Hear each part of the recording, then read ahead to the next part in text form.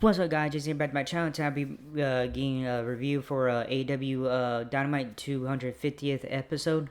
So let's get to it then with the first match, which was good. AW International Championship. Will Ospreay, who was the champion, versus MGF. The familiar sounds that MGF's theme hits, and now he comes to some boos from the fans and Lil Rock as he sells inside the ring for scheduled championship action in the opening match of the week. His music dies down and it enters tune for his opponent hits.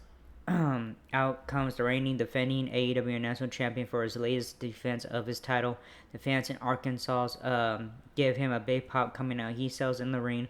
And he poses on the ropes in the corner as fans chant his name along with the chorus to his theme song. Alright, so this was a long match and this is going to be kind of a long reading, so here we go. MJF and Will Ospreay grill each other for a good few moments after the bell sounds to get things started.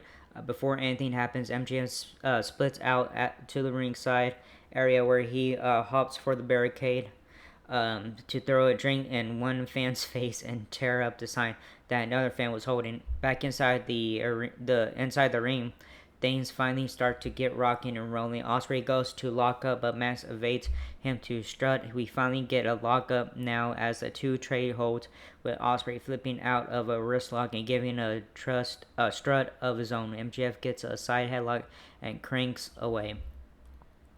Ospreay gets to the ropes, escaping to catch MJF off his game, only for Freeman to duck down to evade the aerial assassin. The two lock up again, but MJF complains to Rev about his hair being pulled. Another tie-up leads to a similar result for Ospreay sends the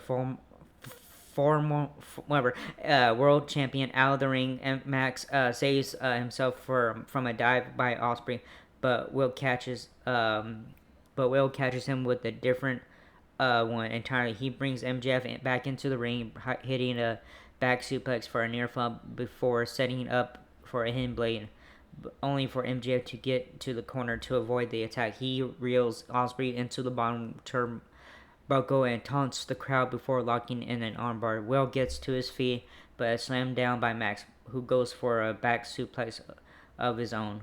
But Ospreay counters out only to be caught with a jawbreaker of sorts for a near fall. Ospreay manages to escape a heat seeker, but Max catches him off the springboard for a cutter, only picking up another near fall as a result. Ospreay once again evades a heat seeker, setting up for an elbow off the top turnbuckle. Both men are slow to get to their feet, but once they do, they start trading punches until Ospreay gets sent to the ropes, where he catches Max with a forearm, forcing him to the outside of outside. MJF takes a breather, but not for long, as Ospreay catches him with a cartwheel dive over the top rope. Ospreay goes up top for a moonsault, but MJF rolls away, only for Ospreay to hit a second moonsault.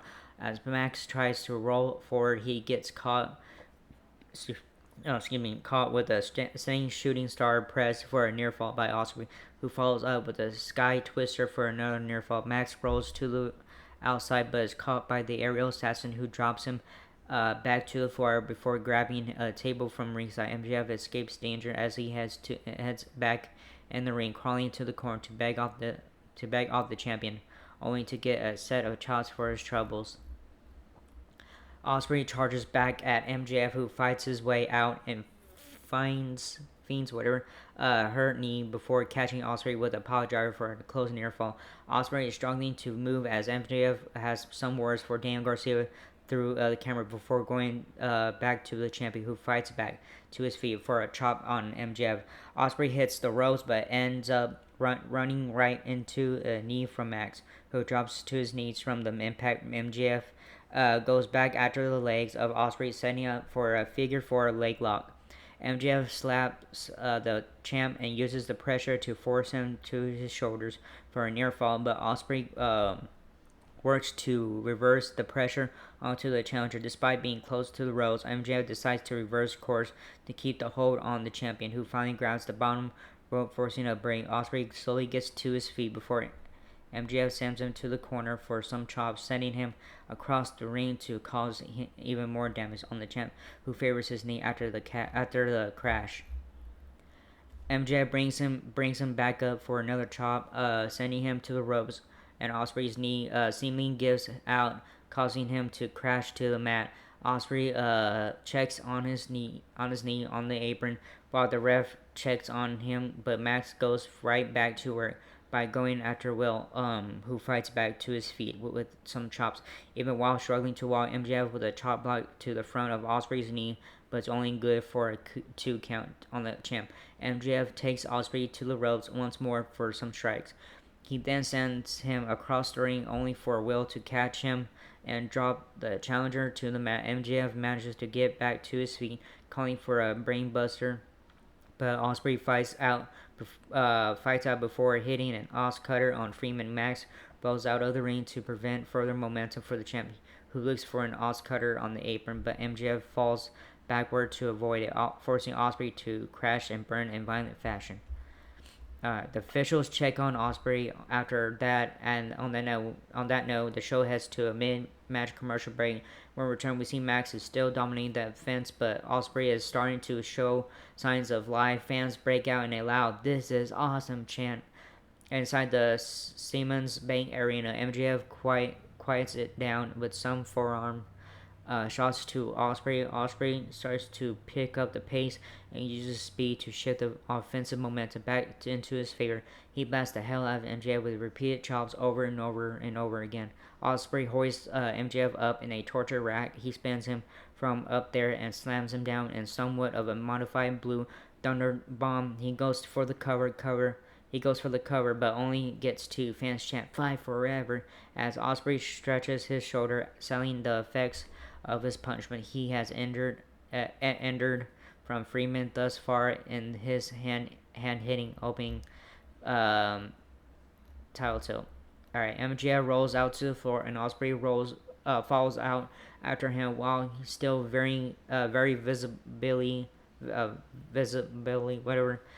ferrying his weakened arm. MJF hops over the barricade and begins running up the arena, steps into the crowd with Ospreay chasing behind him. The aerial assassin catches up with him and begins beating him down with forearm shots and chops, knocking him back down the steps and closer towards the ringside area again. He stops for a 10-punch spot on MJF in the middle of a sea of fans and then continues down the remaining steps.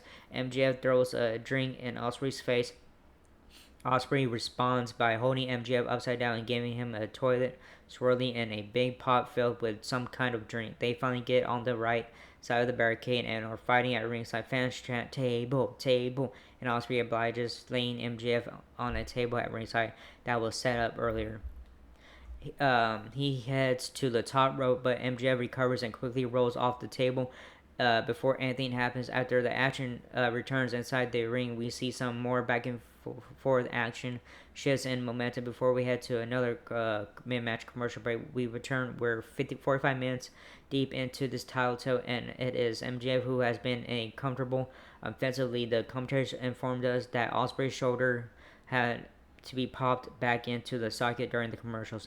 MJF gloats about being the smartest wrestler in the world, and just as he was finishing this sentence directly into the hard camera, Ospreay blasts him with a hidden blade that sends him flying through the ropes and out to the floor at ringside. Tony Schiavone cracked up on commentary at the close-up camera angle of MJF's reaction to that happening while he was in mid-sentence. Ospreay heads to the ropes, but MJF trips him up as he begins to climb to the top.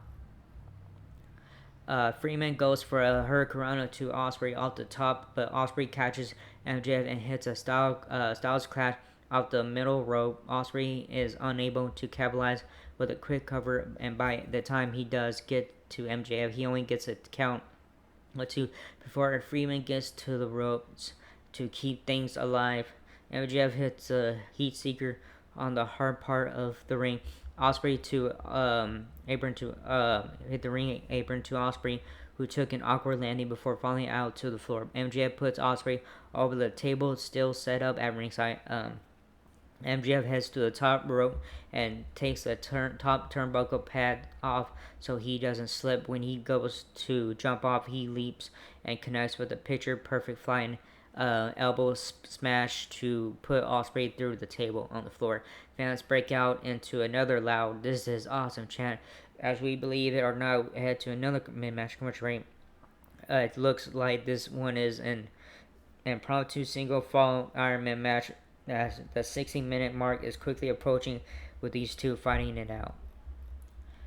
Oh man, it's a long reading. As we sail back in from the in-match advertising timeout, we see the two still brawling it out for the international championship. Ospreay seems to have this one wrapped up, but can't find a way to keep MJF down for a count of 3. He gets him set up for the Tiger Strider, begins going forward, but stops halfway through the move and says he can't do it. The referee gets bumped, and we hear the ring announcer inform us that there is only 1 minute remaining in this match at the 59 minutes and 58-second mark of the match, with only 2 seconds remaining before it was going to end in an automatic time limit draw, which would see Ospreay retain. MJF knocks out the aerial assassin with his dynamite ring with the referee and was down and out. After being bumped, he covers him after throwing the ring out to the floor at ringside, which the camera gets a close-up shot of, and the referee recovers to make the pin. We have a new AEW International Champion. So winner and new AEW National Champion MJF. Alright, whew, man, that was a lot of reading. Long match too. Alright, next as a segment coming up, in the ring, TV time with Chris Jericho and Luring Tree. Backstage, all the members of Team AEW except Swerve Strickland are shown together for a quick interview. Mark Briscoe cuts a promo and Mark Briscoe fashion like only he can, and then the AEW World Champion Swerve Strickland approaches who will be his teammates for the Team AEW versus the Elite Showdown at next week's AEW Blood and Guts match. He gets on the same page with him. They get on the same page with him, and the segment ends with all members of Team AEW pumped up and excited for their Blood and Guts battle against the Elite next Wednesday night. After this brief backstage segment wraps up, we return inside the arena where the for the world champion, the Luring Tree, Chris Jericho, is in the ring. Jericho introduces fellow members of the group, Big Bill and Brian Keith, who are shown standing in the ring, which is decked out with the set for Jericho's new TV time talk show segment. He talks about how tonight is a 250th episode, and he was here for the very first. Duh. He promises he will never miss another episode of Dynamite again. He then shows footage of what happens when you don't listen to the Luring Tree.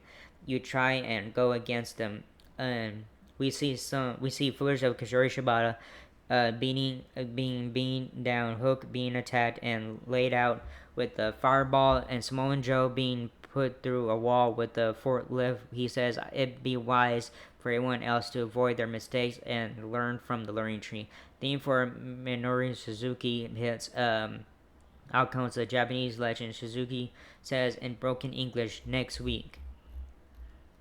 He hands Brian Keith a paper which is from AEW management and informs them that Big Bill and Brian and Keith will not be allowed at ringside for the Jericho Suzuki match on next week's show.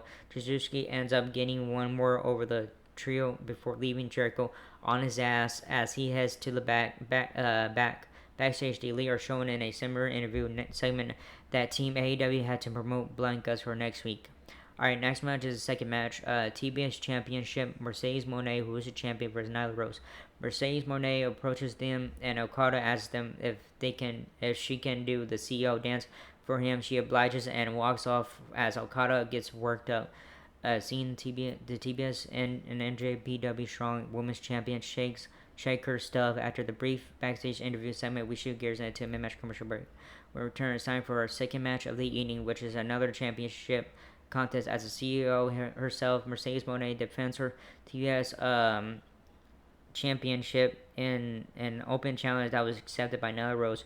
Britt Baker has been banned from the backstage area to ensure this one goes down without interference. After the two make their respective ring walks, the bell sounds to get this official running. Mercedes goes for a lockup, but is quickly sent to the corner by Rose, only to leap over to evade the challenger, who drops Monet to the mat. Just as quickly, the champ manages to turn things around with a couple kicks, using the corner to inflict some more damage. Rose fights right back, only for Mercedes to evade a delayed Vertical suplex. Monet goes for a tornado DT but gets caught by the challenger, who hangs her up the top rope before delivering a knee for a 2 count. On that note, we should gears into a mid-match commercial break as this title tilt continues. Rose continues the attack, wearing down the champ as she sends Mercedes into the corner. Monet manages to escape, turning things around with a running double knee in the corner for a near fall. Mercedes takes a moment before going back after the challenger stopping away as Rose heads to the corner, but the champ it lays in some mounted punches, carrying a powerbomb into her around for another near fall. She goes for an abdominal stretch, trying to wear Nyla down even further until the challenger fights back with a boot, only to be caught once again by Monet. We see Monet work her way to the finish of this one, which sees her pull out her own custom glove, Britt Baker for the lockjaw for the submission victory to retain her TBS championship. Oh, come on. After the match wraps up, a fan with a mask on strikes is revealed to be Britt Baker. A ton of security runs out to keep Britt Baker and Monet from getting into it. Again, we had to a commercial break. So winner is still TBS champion Mercedes Monet. Alright, we have a segment coming up in the ring. Mariah May explains his vicious attack of Thomas Tony Storm. We return from the break. We see the scapegoat Jack Perry backstage. TNT talks about Darby Allin's surprise return and how he's gonna got his full attention. He has if he thinks he cares about Brent Cutler, whom Darby attacked. Perry proved he doesn't by attacking Cutler himself and telling Darby he'll see him soon. Back inside the arena, the theme for Thomas Tony Storm hits out. She comes. Scratch that. Out comes Mariah May, who instead of being dressed up like old school backwards baseball cap, Tony Storm is dressed up exactly like her Thomas Tony Storm character and looks just like her as always. Tony Schiavone calls Mariah a bitch and asks, "Is this bitch gonna say something?" When she soaks in the heel heat from the Little Rock crowd, she sells inside the square circle. She says, "Everyone saw it coming, all of us.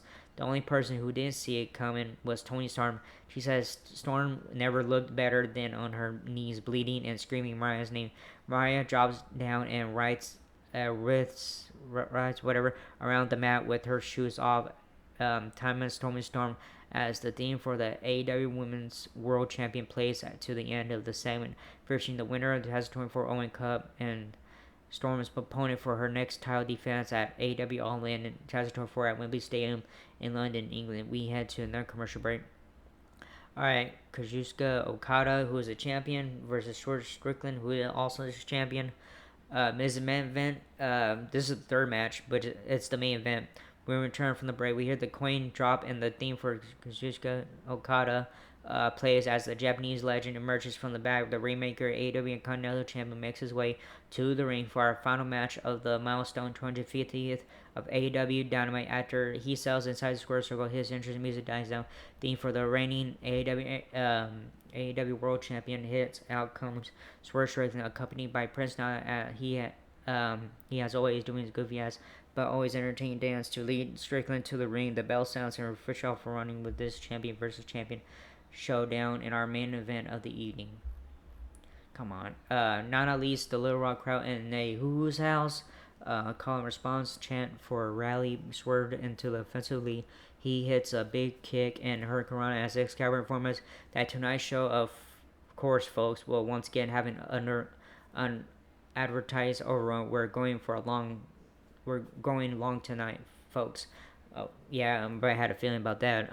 Okada starts to take over on the fence as we shoot gears into a mid-match commercial break. When we return, we see the Rainmaker still dominating the offensive. The commentary speculate if Swerve is dealing with the neck or shoulder issue, as he is starting to show the effects of the prolonged beating he has been taking from the Continental Champion. The Japanese legend heads to the top rope, with Swerve laid out on the mat. He connects with a flying elbow drop for a close 2 count. Swerve starts to show signs of life and begins mounting some offense, but is stopped dead in his tracks when Okada blasts him with a picture-perfect dropkick. Both guys are down and slow to get up. As it looked like Okada has Swerve dead to rights, he gets him up for the Rainmaker finisher, but Swerve counters and hits the Swerve stomp out of nowhere. As he begins to take over, he is attacked from behind by the Young Bucks and Jack Perry. Mark Briscoe runs down from Team AEW to help out. Everyone heads up, down except Swerve. He stands tall as everyone else is down and out on the floor as he leans on the ropes after a tough match and post-match brawl. The theme for Heyman Page hits. Out comes the longtime rival Swerve.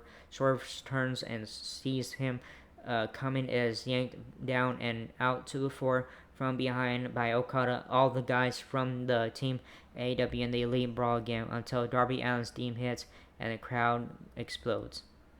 So yeah, you already know already. He doesn't show up at first, and the commentator's question, where is he? Darby ends up descending from the rafters. Sting in his prime to another big explosion from the Low Rock crowd. All guys from the Elite and Team AEW groups for next week's AEW Blood and Guts continue to brawl as security tries and fails miserably to break it up.